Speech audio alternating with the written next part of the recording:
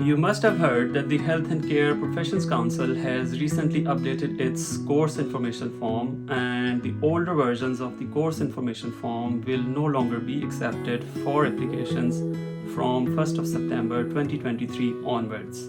This change in the course information form has created a lot of confusion amongst the applicants.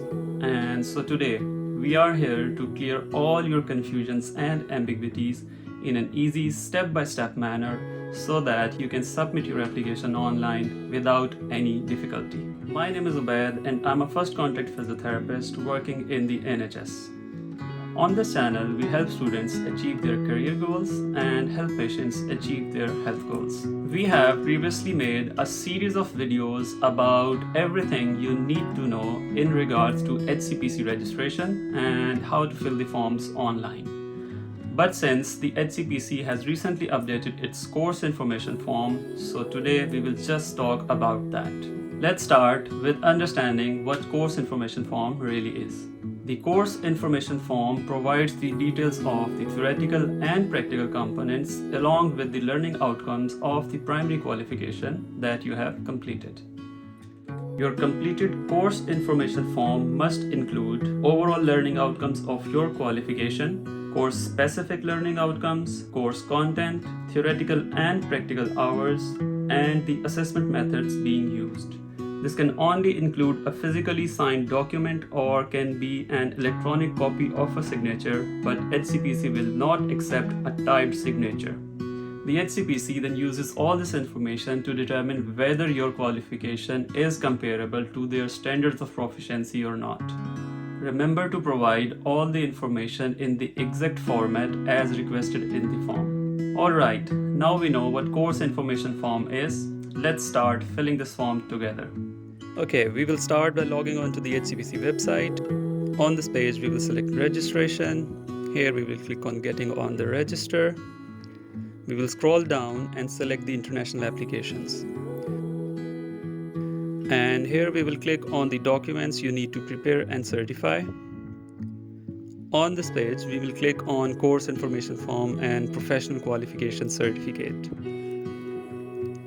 This page contains all the guidelines that you should be aware of before actually filling in the course information form. Here I would like to explain a few things to make it easier for you guys. By primary qualification, HCPC means any degree, diploma, or other qualification that enable you to practice your profession. In most cases, it will be bachelor's degree in your relevant field, for example, BSc in nutrition or BSc in speech and language pathology, or Doctor of Physical Therapy in case of physiotherapy professionals. However, if you were eligible to practice your allied health profession after a master's program as your bachelor's was in a different field, then you will have to complete separate course information forms for both the qualifications. And along with completed course information forms, certified copies of your qualifications will be required as well. Next comes the section about what specific information is required in the course information form, like overall learning outcomes of the course that you completed, which means what knowledge and skills have you achieved after completing your degree. Next comes the specific learning outcomes of each subject. You have to mention the details of the course content that was covered in each subject, and then the number of theoretical and practical hours completed in each subject.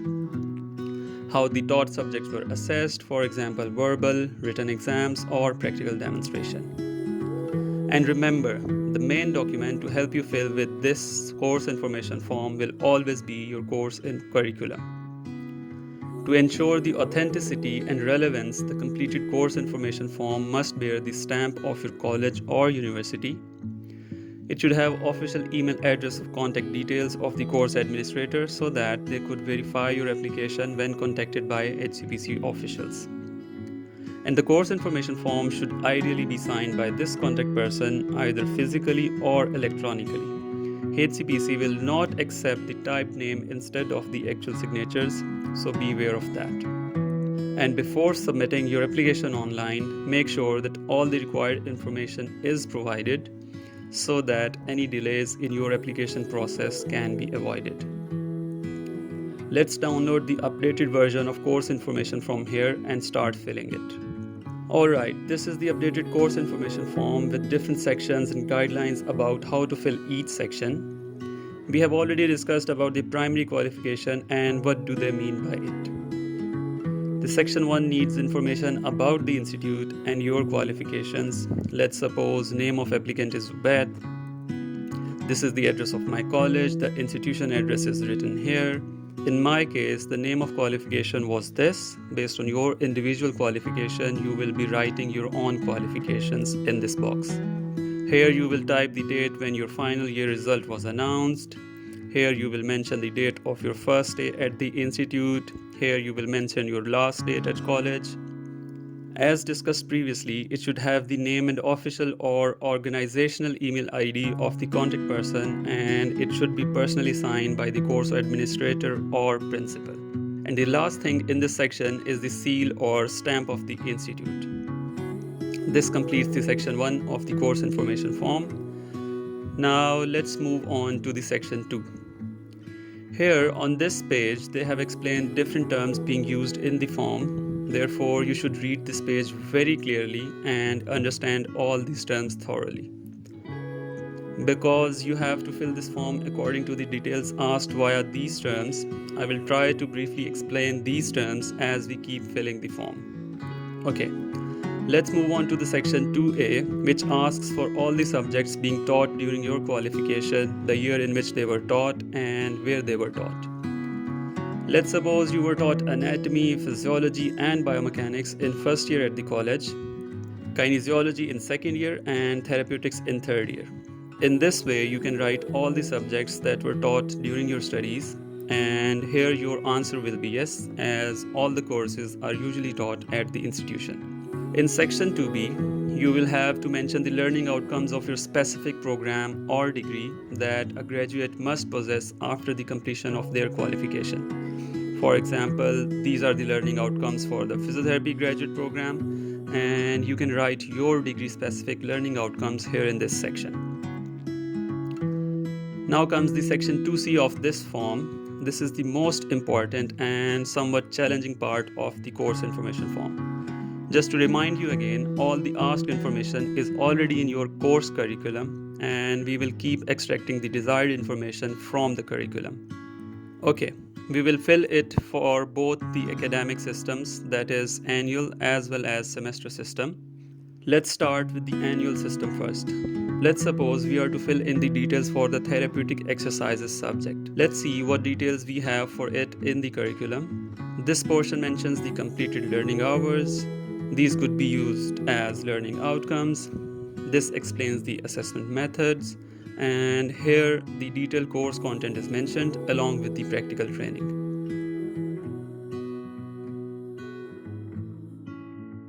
So, for therapeutic exercises, the curriculum clearly defines that this subject will be assessed in all the possible ways of verbal, written, and practical, and details of these components are also mentioned there. Just copy and paste it here. The learning outcomes are also mentioned at the start of each subject, and we will just replace the start of each sentence with a good action verb, and this completes this section. For the course content part, you will just copy and paste the course outline for the theory as well as practical components, and this part is done now.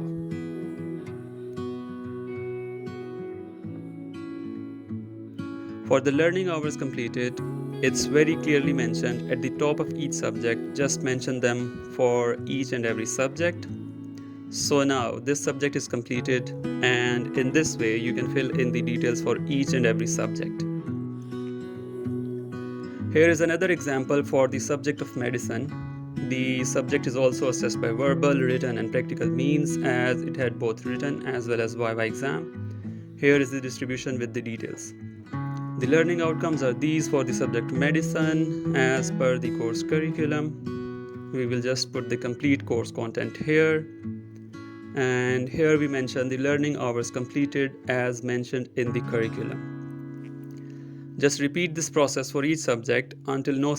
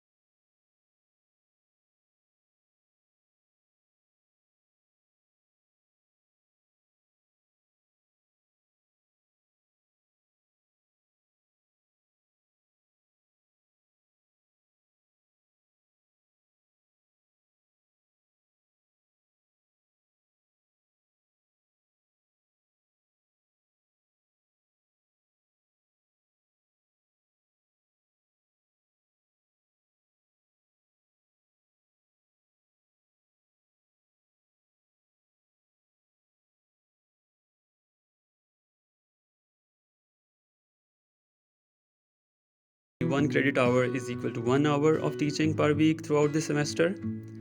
For practical and lab components, 1 credit hour is equal to 2 hours of lab work per week throughout the semester. So, for subjects written like 2-1, they mean 2 theory credit hours and 1 credit hour for practicals. So technically, both will be having equal number of learning hours, that is 36 hours each. For supervised clinical hours, 1 credit hour is equal to 3 hours of clinical work per week throughout the semester.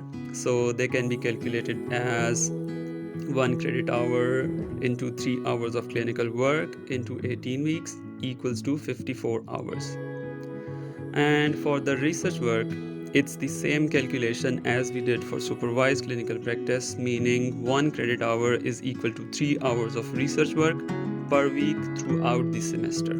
Alright, now that we have understood how to mention the learning hours completed for each segment, let's start filling the course information form. Let's suppose we are to fill in the details for the therapeutic exercises which is being taught in the 7th semester usually. Let's see what details we have for it in the curriculum. You know that this subject is assessed via all 3 methods, so we have mentioned this here, and if you know further details of the percentages, you can always mention them here. The learning outcomes can easily be taken from the curriculum and mentioned here. Course content and practical based learning can also be taken from the curriculum and pasted here. And since now we know what these credit hours mean, we will just do the maths and add the total learning hours completed. Seems simple now. Let's do the same for the subject of medicine. We will mention the assessment methods for the curriculum here, add the learning outcomes here, course content will be added here, and since it doesn't contain any practicals, so credit hours can be calculated as this.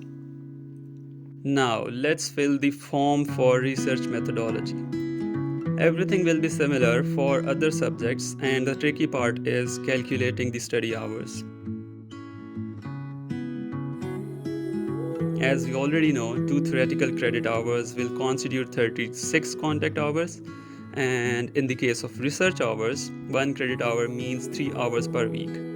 And by adding them, we get the completed learning hours, and you can complete this whole form by adding the information as we just did.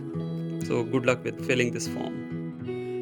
We have successfully navigated through the updated course information form by the HCPC. But before submitting your form, make sure to verify it for completeness and accuracy. If you have any questions or need further clarification, don't hesitate to write your query in the comments section below.